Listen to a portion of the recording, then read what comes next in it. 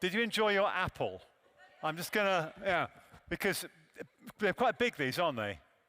Which is a really cheesy clue into where we're going next, which of course is New York. It's all planned, this, you see. It's all beautifully planned. We're going to the New York Times, and we're going to talk about their audio plans and what they've done since the Daily. So to moderate this session, we've got Sam Bonham. Please welcome our guest for the session, who is the head of audio, and I've lost her name, which is really terrible. Would you like to come on, please? I've lost your name. I can't believe it. Sorry. We had this conversation backstage. I know I've lost your name. Your name is? Paula. Paula. It's Paula Szuchman. Forgive me. Okay, I'm going back and rehearse now. Take your apple. Paul. Yes. Paul, take your apple. Oh, I'll take my apple. There you go. Thank you very much, guys. But we're off to a good start. Goodness gracious me. Hey, guys. How's everyone doing? Oh, my goodness me. How's everyone doing? Yeah, come on. It's Radiodays. People going out tonight? I will be out tonight. So everyone knows the New York Times, and everyone knows the Daily, right? The Daily launched in 2017, and pretty much redefined the podcast market and what was going on in the podcast industry. And I think, it's been a real journey, I think, for the podcast industry since the Daily. But the question that I've got, and hopefully the question that we're going to answer over the course of the next 40 minutes or so, is what did the New York Times do after the Daily? How did they take advantage of the Daily's success and what the Daily has done? My name is Sam Bonham. I am a podcast editor at BBC News. I edit Newscast and I edit The Global Story. And I am really excited to be here on stage with Paula Szuchman from the New York Times. She's the director of audio. We're going to talk about the podcast strategy. We're going to talk about the audio strategy, and we're also going to talk about the app at the New York Times. There are two guys, Philip and Alex, who have microphones. And the way I'd like to do this over the next 40 minutes or so is if you've got a question, stick your hand up and keep your hand up. Either Philip or Alex will come to you and we'll give you a microphone. And then Philip or Alex, if you could just let me know, and I will kind of throw to questions. It'd be good to keep it kind of moving and keep it as dynamic and engaging as possible. That sound good? Sounds great. You all sound good? Sounds okay for you? Great. Okay, let's go. So, Paula. Sam. New York Times. Yes. What's going on? He said that would be his first question. Lots going on at the New York Times. We're publishing news 24/7. We're making audio and podcasts. I know that's one of your questions. And we're doing great. So everything's great at the New York Times. Yeah, cool. What are your main priorities? What are your kind of main things at the moment? When you sit in a big important New York Times meeting, what are you guys talking about? So in my position as the head of audio, I oversee all of our newsroom podcasts. So at the New York Times, we have a division between news and opinion. And on the news side, our flagship show is The Daily. So a lot of my day is spent sort of overseeing The Daily and the Team Daily and making sure that it's excellent and doing great. And then a portfolio of other podcasts. And we'll get to this, and a new app that we rolled out about a year ago. So audio at the Times is a little bit different than a lot of audio at other legacy media organizations. A lot of people who have started out podcast divisions across, whether it be the Washington Post, the LA Times, a lot of legacy media organizations. At the Times, it's been different. It's been really core to the strategy of the entire New York Times. So we're part of the newsroom. We're core to the newsroom. At this point, everybody is very interested in working with us. And that's a broad introduction. I'm trying to figure out at the moment at Radiodays whether AI is now cooler than podcasts. But is podcasts still the thing that people are excited about at the New York Times? I feel like AI is going to surpass us pretty soon. Yeah, I have to say. I think you might be right. We've been very shiny for a long time. Still very shiny, but yeah, there's a whole other AI thing going on. So you guys use the word audio. Oh, yeah. What's going on? Why do you use the word audio? Isn't that what it is? Yeah, sure. But I guess the point, it's more than podcasts. Go on, explain. Yeah, we do tend to try to stick with very simple words at the Times to describe what we do. So we've always been New York Times Audio, and initially, even though we were primarily podcasts, it did pave the way for us to be more than podcasts. So we have audio that is not made for podcasts, so are not tethered to an RSS feed. And we, like our video team, our graphics team, our visual investigations team, we also have an audio team. So we're not snobby, we say podcasts also, but audio covers podcasts and more. And your audio strategy, how has that, say, evolved in, the past year or 18 months or so? Okay, so you mentioned The Daily in your intro, and that's really the flagship of New York Times Audio. It launched it sort of changed the New York Times, essentially. It changed our strategy, not just the audio strategy, but the Times as a whole, really.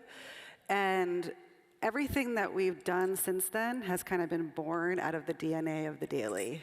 And the original, one of the early mottos of The Daily is, what should the New York Times sound like? And we keep that motto in mind with whatever we do. So largely everything we do is made in collaboration with the newsroom and with our journalists. So we're not here to make a bunch of podcasts and to acquire things and gobble things up. We're here to use our homegrown talent. So our newsroom is our competitive advantage. It's what we do best. And that's where we always start, is who are the journalists? If we want to grow from The Daily, who are the journalists who are uniquely suited to work in audio, who are reporting on something right now that feels central to the moment, that we can build something around. Yeah, interesting. Where do you mentioned that you kind of sit in the newsroom. Yeah. But structurally within the New York Times, where is kind of New York Times Audio? Structurally within the New York Times. I roll up to someone on the masthead, those are the people who run the whole paper, and he also oversees AI, actually, and a bunch of other things. And so, in the newsroom, really. Yeah, okay, cool. Does anyone have any questions about kind of New York Times audio and stuff? Here, we've got one down there at the front. As I said, I'm really keen to just get as many kind of questions from people as we can. If you could introduce yourself, so where you're from. Thank you very much.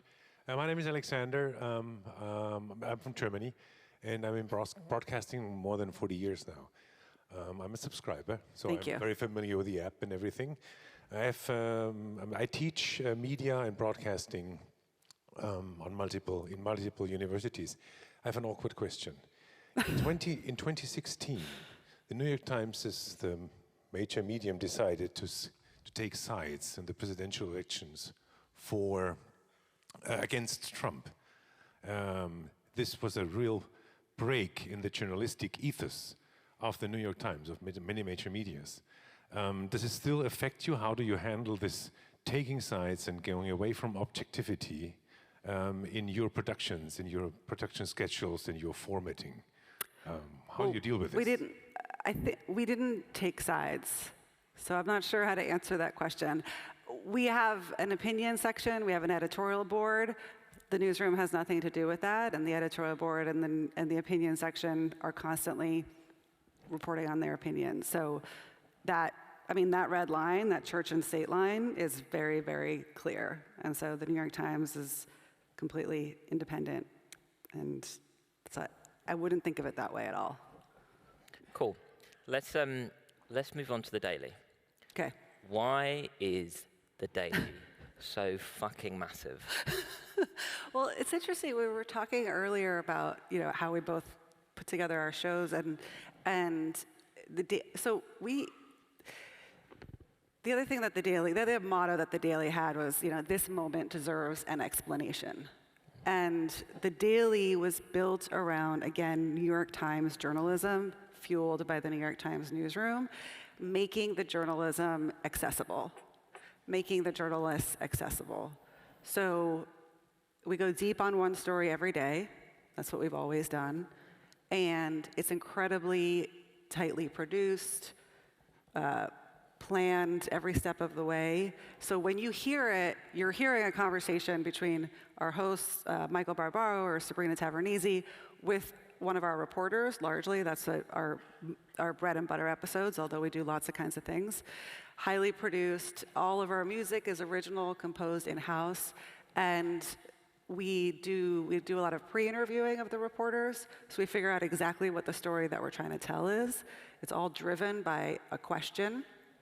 It always has to have stakes. So we're trying to show, why does the news matter? Why does this story matter? How did this reporter come to this story? So every episode is essentially opening up a reporter's notebook, and it made the journalism that we do very accessible and understandable and conversational. So we often talk about how we're basically applying a narrative structure to news that was very new, had never been done before, and it was it was something that worked, obviously. What's been the biggest story? What's been the biggest episode, say, that you guys have had in the past year or so? The war in Gaza is a really big area of coverage for us right now. U.S. politics also, AI also, but starting on October 7th, we definitely have had a slew of very large episodes with huge audiences. The thing about Times Audio is that it kind of follows, it kind of does what the Times does when we lean into news, which the Daily obviously does, and most of our other shows do. The audience follows. They really trust us in news. So big news moments tend to draw really huge audiences. So early on in October, we had some very big episodes. It's continued from there. Ooh, we have a question here. Give us one moment, and we'll come over, and just give us 1 second. So we're going to play a bit of audio from an episode about Gaza as well. I brought this. It actually veers. One of the kinds of formats that we do at the Daily is we talk to sources. We have what's called source interviews, where it's not a reporter. And early on in the war, our producers were, as you know, it was very hard to get into Gaza, if not impossible. And we, did what reporters do, and we got on the phones, and we got on WhatsApp, we got on video, and started trying to get people on the ground to talk to us. So this was earlier in the war, and it's Sabrina in conversation with doctors at a few hospitals, including Al-Shifa Hospital, and you'll hear a little bit of that right now. How many calls did you make about fuel today for your hospital?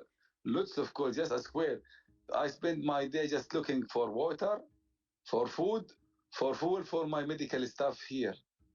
We don't have even a bread for the last 2 days for the medical staff. You don't have bread for the staff. That's what happened here.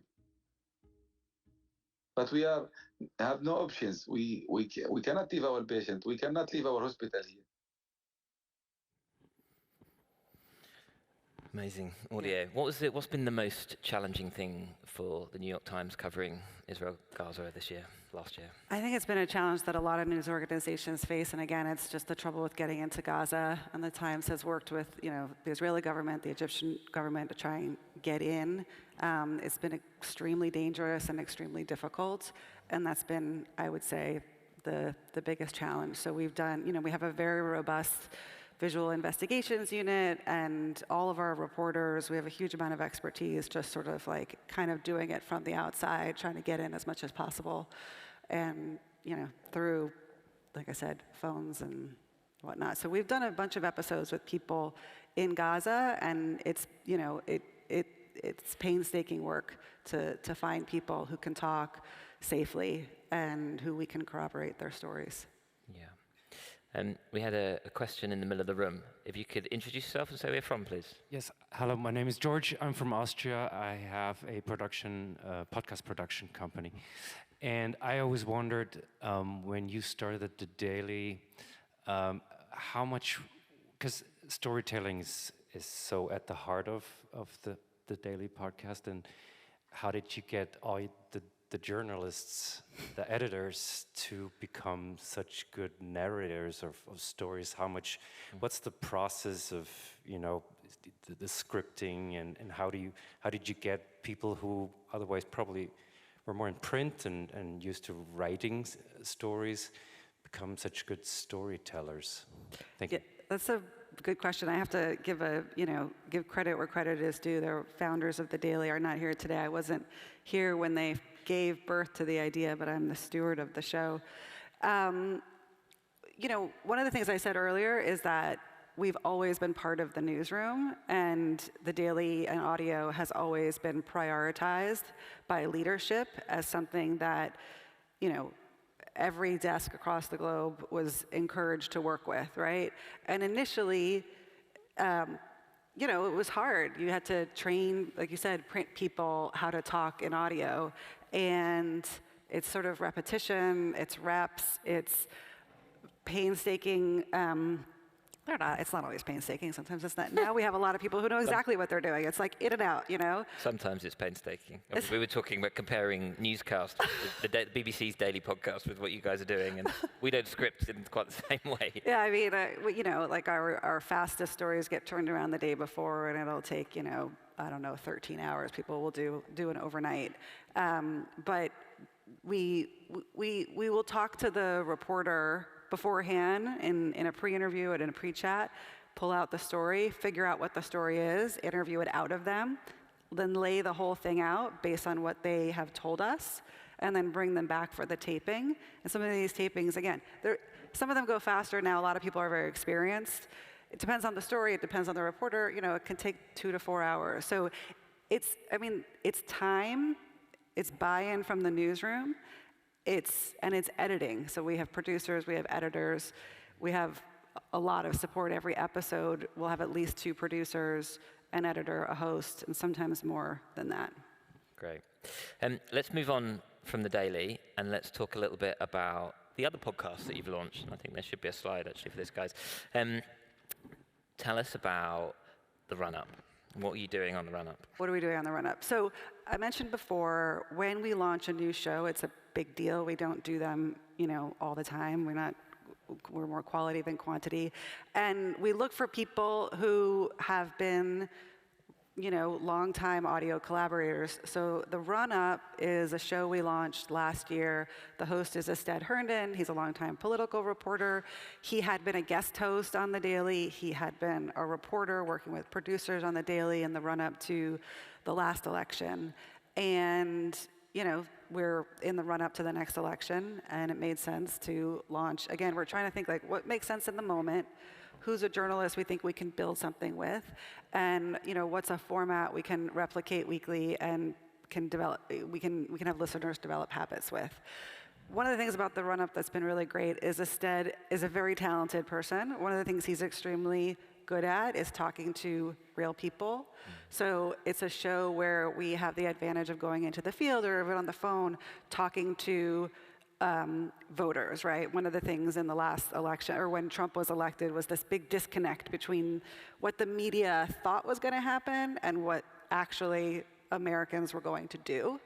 And so we think a lot about how can we cover a presidential election in this moment with misinformation and disinformation and the media kind of not being trusted. So he's really good at talking to voters. He also talks to a lot of conservatives, which is really helpful for our audience. So I think we have a clip of that too, right? Yeah, let's play a bit of the run-up, shall we? Carrie Lake, Mark Fincham, Jim Mershon, Christina Caramo, Matt DePerno, Tudor Dixon, Blake Matthews. They all lost. All of them won. Every one of them was stole with the computer, and we can show you that. The majority of Americans believed the 2020 election was not stolen. The machines were not the problem. The majority of Americans find that. Where do you find this fact? Who gives you the polls? Who gives you them? Well, where are you getting your facts? Don't spew a lie at me. That's not a lie. The majority of Americans believe the 2020 election was not stolen. Who did it? Your poll? Did you do a poll? And the New York Times has done polling. We both know the majority of Americans do not believe the election was not stolen. The majority of Americans do believe it was. The majority do. I am asking. Don't lie to me. I should have teed that one up. Yeah, that's quite spicy. Yeah, I don't know if I thought it would be fun to play a clip of people who believed the election was stolen in America and at a European conference. So that was Mike Lindell, who is the head of a company called My Pillow, and he's an extreme MAGA conservative who believes the election was stolen. And, Ased wanted to talk to him. Like one of the show's big questions is essentially, what is happening in America right now? Why are we where we are? What is it? What is driving people to follow Trump, right? Because, and these are people who, are not necessarily, they're people who have reasons for it, and we should be understanding them and reporting on them. And, Mike Lindell is a pretty fiery guy, and we ask the question a lot of who should we platform, right? Is there someone who's so extreme, whose ideas are so dangerous, if we put them on a New York Times platform, are we, giving them a quote platform? And I think as you can hear, Asted, and if you listen to the whole episode, Asted is very clearly trying to understand what drives Mike Lindell without letting him get away with just saying something that is not true and letting it sit there. Yeah. And let's just move on to your kind of wider portfolio. And we will come to some more questions in a bit, guys, but just for the moment, let's just move on to this. So when you're approaching launching new podcasts, you've had some success already. What are you thinking? What goes into kind of launching new podcasts for the New York Times? What goes into launching? Again, I think we need to make sure that that it feels right for the moment, that we're working with someone who we feel we can build audio around. And so when we launched this tech podcast called Hard Fork, we launched it with someone named Casey Roos as the co-host. He's a tech columnist. He also did a show with us called Rabbit Hole. He approached us. He really wanted to do a show. He had a vision for what the show was. It was going to be a chat show with his friend and other tech reporter, Casey Newton. And they were going to talk these are two tech reporters. It's going to be funny. It's going to be chatty. They're going to have interviews. He had a real vision for what the show was. I had a lot of faith in him as someone who could really thrive in audio, and it was a moment that made sense. So, we launched and we had the good, news is in our favor sometimes. It was right when Elon Musk was acquiring Twitter. So there was huge interest in the show at the time. And it made a lot of sense for us, and it made a lot of sense for our audience. So generally speaking, we're launching a new show next month it's going to be called The Interview. It's also with two hosts who are New York Times journalists who are excellent and skilled at long-form interviews, and it makes a lot of sense for us. It's a show we don't have. So I think, I don't know what other people in this room, how they decide to make shows, but we're always thinking of what do we not have? What can we do better that anyone else can do? Why would we be doing this and not anyone else? Can we sustain it? Do we believe it can be habit forming? And that's all that's what goes into it. Ariel Nissenblatt yesterday from Descript was talking about using your portfolio of podcasts in order to help grow new podcasts. What is The Daily doing to help grow the new things that you guys are launching, like the Run-Up and et cetera? Yeah, The Daily is a huge platform. I think we had 2 million listeners an episode over the course of its lifetime. We've had 4 billion downloads. It's huge. So there's no point launching a new show if we're not going to use The Daily to help launch it. And, we have the strategy that I think a lot of people have. We put it down the feed on a weekday or a weekend. We have one of our hosts introduce it. The next show that we're putting out, we might put it out several Saturdays in a row. We might have the host talk about it, and that will give it a huge boost. Sometimes we'll have, we'll have Asted go on The Daily as a guest if the story that he's doing kind of fits into a story that The Daily wants to tell anyway. Kevin, also from Hard Fork, was recently a guest on The Daily. So it can be an organic kind of episode where we have the hosts on, or it can be a feed drop where it goes right in. And, I will say we should obviously do that. It's a no-brainer, and it's great. But at the end of the day, the shows really have to survive on their own merits, right? Because The Daily will bring a huge amount of people to a show, and then the show still has to, I'm old-fashioned that way, right? It has to be good to keep people coming back. We have a show called Modern Love, which derived from a column that we have called Modern Love that's been around for 20 years. The show hasn't been around that long. But we launched the new season recently on Valentine's Day. We put the first episode in the Daily on a Sunday, and we started getting emails from people saying, "I listened to the Daily. I never heard your show. Now I listen to your show. I love your show." So you do see evidence anecdotally and with the numbers, and then you gotta make it on your own eventually. We had another question, I think, from over there somewhere. If someone has the microphone, please introduce yourself. I do. Hi. Hey, well, there's two people speaking. Maybe let's go. Wow. Hi, this is Ariel Nissenblatt. Thank you for the shout out just a moment ago. I wanted to ask about radio syndication. So I live in Brooklyn, and I listen to a few radio stations around the US. And I'm wondering how that fits into the New York Times plan for, I don't know, gaining subscriptions.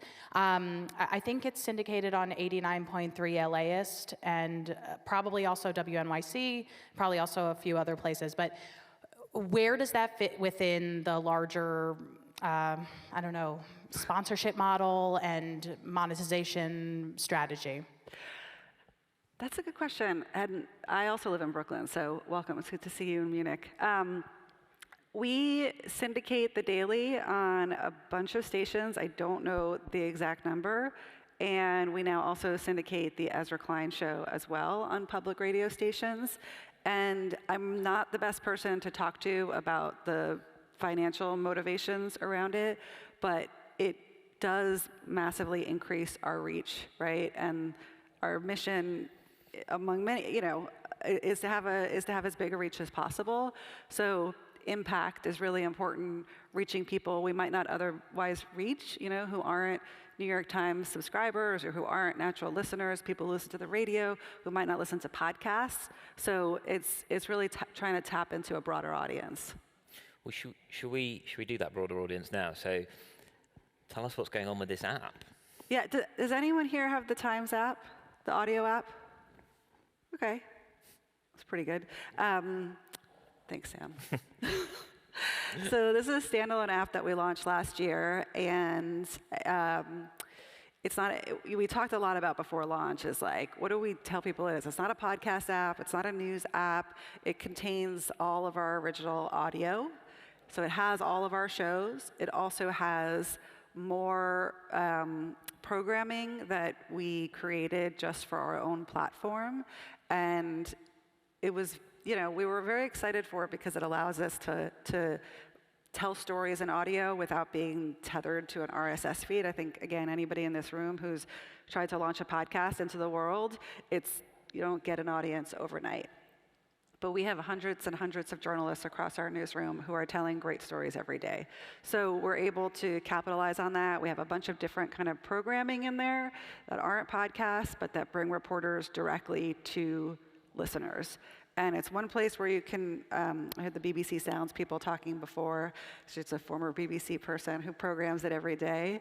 And we draw the best of our audio, podcasts, and shows that are particular to our platforms. Some read aloud articles from other publications, also This American Life, sports from The Athletic. And it's part of a broader Times strategy, right? So I don't know if people have a cooking app from the New York Times or the Games app, but we have a lot of these different sub-brands. And our mission to help people understand the world, right? News is really at the center of everything we do, but we've built all these other sort of standalone products and areas of coverage to reach people in all parts of their lives. So audio is one of them, and it's part of, so we've got a bunch of apps. You can subscribe to the New York Times. You get the audio app with that now. And it also connects people more directly with the Times. So a lot of people listen to the Daily. Not everybody who listens to the Daily even knows it's from the New York Times, even though we say it at the top of every episode. Or they might not be subscribers to the Times, and we really want to be able to have our audio bring people closer to the New York Times directly. Yeah, great. We have a video promoting. Oh yeah, we have a promotional video. Let's watch that. One guy is spending $15,000 this summer. You have to sit down in the middle of that court. I bet it's ChatGPT. The most wonderful thing about eggplant is the texture. You can run in the body that you have right now.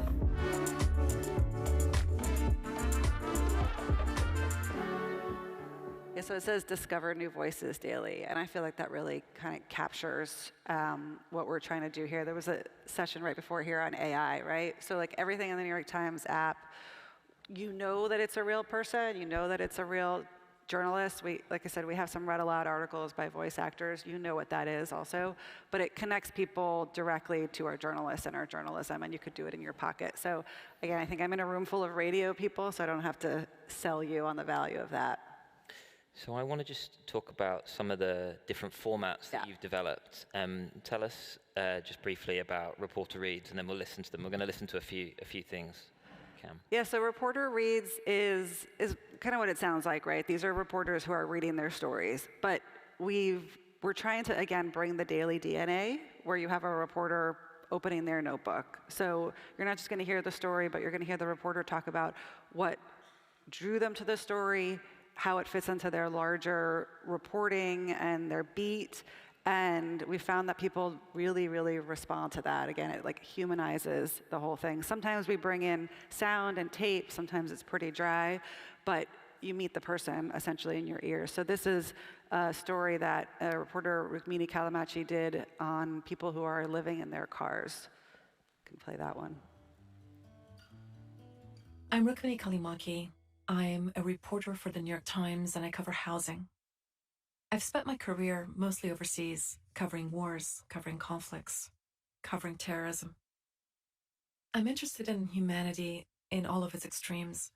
And as I started to explore the housing crisis in America, I was struck by the fact that a growing number of people who have an employment of some kind are no longer able to afford rent in major cities in America, and they're turning their cars into a form of affordable housing. Namely, they're living out of their cars. This is a story about the growing crisis of housing in our country. One of the things that I really loved on the app when I was kind of exploring it was some of the music stuff. Because like 4, 5, 6 minutes explaining to me like why an album is kind of like interesting, iconic, having a kind of zeitgeisty moment is just a perfect package of audio for me. Tell us a little bit about the Culture Desk. Yeah, so the Culture Desk, I mean, one of the ideas we had in the app was to do a lot of short form audio, just like you were saying, to make it sort of accessible to people who might not have 20 minutes or 30 minutes or 45 minutes. We also were able to tap into all of our culture coverage, and we have our Culture Desk has grown over the years. We have incredible critics and reporters covering culture all the time. And the Daily is one story a day, 5 days a week. It's like 250 episodes a year. There's a lot of, it's on news. So it's not that we never have culture news, but it's not necessarily the bread and butter of the Daily. So there was this whole opportunity that we had. And again, like I said, we're looking for what are the opportunities within our own newsroom that we can capitalize on. So we've been doing a lot of music stories, and this is a piece on, this is a clip from a very short piece on beatboxing.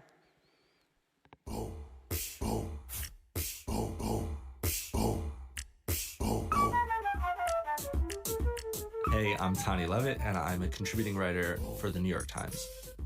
People have been asking me, is beatboxing your beat? No pun intended. I tell them yes. I cover all sorts of other things too, but beatboxing, I come back to it because it is unique and innovative, and it never fails to melt my face. Another thing you'll notice about all these sort of shorter forms shows, or I call them shows, programs, is you hear the reporter introduce themselves right away. Yeah. Which seems, like, I don't know, to me it's felt, there's a consistency to it. So when when you go to the podcast that you listen to every day, it opens in the same way. You're like, oh, here I am tucking into this show or the radio show. Like, I get it. Like, your brain kind of tunes in. And a lot of the stuff that we are now doing in the app, it's also very simple. I'm so-and-so. I cover this. And this is why I'm obsessed with this story right now. And I think that's what we're trying to do, is also build that similar sort of, addiction where it's like, oh, I know where I am. I know where I am. I have this habit. Here I am tucking in with the Times person. This other show that we've started is a little bit different. It's called The Headlines. We did a little user research. We also, this app is a big collaboration between the editorial team and the product team. And there was some research that people would listen to The Daily, and then they would want more news stories. And maybe they would go to NPR. And we were like, we can't have people go to NPR. We have to have people stay with the Times. So we decided to make our own newscast, which means something different, I think, in our country. Anyway, it's a short news show with the top headlines. And it also is built on Times journalism. So it's the stories, it's the biggest stories, but it's also the biggest stories that we are covering. Maybe they're exclusive to us. We often have people from the newsroom on. And so I brought a sample of that as well. From the New York Times, it's The Headlines. I'm Tracy Mumford. Today's Tuesday, January 16th. Here's what we're covering. We want to thank the great people of Iowa. Thank you. We love you all. Former President Donald Trump was the runaway winner in last night's Iowa caucuses, securing over 50% of the Republican vote and claiming victory in 98 of 99 counties. I want to congratulate Ron and Nikki for having a good time together. We're all having a good time together. So The Headlines is also, it's really, I call it, it's like the daily cinematic universe. The theme music is connected to the daily theme music. The opening billboard is constructed in the same way. It's also, very sound rich, uses tape and music in an elevated way throughout. So they are meant to be companions, and it leads the app every day. Could you have launched this app without the Daily? Without the Daily, that would have been pretty challenging. Yeah. Let's end with a couple of questions. I think we have one dead center. Hi. Anders from the Danish Broadcasting Corporation. You're talking a lot about what you want to do, but how do you identify the needs of the listeners, and do you do some research, and do you have any surprising findings in your research? I'm not gonna. Well, I'll tell you. Let me rephrase. So another question. Rephrase Anders's question. What have you learned about listeners since doing this project with this app? Well, okay. Since we launched, we've had about 1 million downloads. We've had people who are basically saying, they love being close to the journalism. They love getting to know the journalists. It's like, again, there's this there has been this divide between the media and people who consume the media, and this sort of breaks that down. So it makes it completely accessible, and it humanizes people. And, people have developed, we can see from the analytics that people come on every day, they listen to the headlines, they listen to the Daily, and they browse a bit, they listen to other things. So we have seen people travel across the app and down the app. And we've also seen people, engage more with our culture stories, which sort of like gives us, all of it gives us sort of signals, right, of what people are interested in. When there are big news moments, usage of the app ticks up. So we do know that people want more news. We also know that once they've gotten the news, they want to know what else there is. So the thing about the app is there's not a lot in there, which is a good thing, right? It's highly consumable. It's meant to be like curated. There's not millions of things to choose from. It's New York Times editors curating things for you. And so it feels digestible to people. Does anyone else have any other questions? We've got a few more minutes left. We've got one down there at the front, or one in the middle, guys. Whilst they're running over with microphones, what are you going to do next? Like, what's the next thing with the New York Times or New York Times Audio or the app?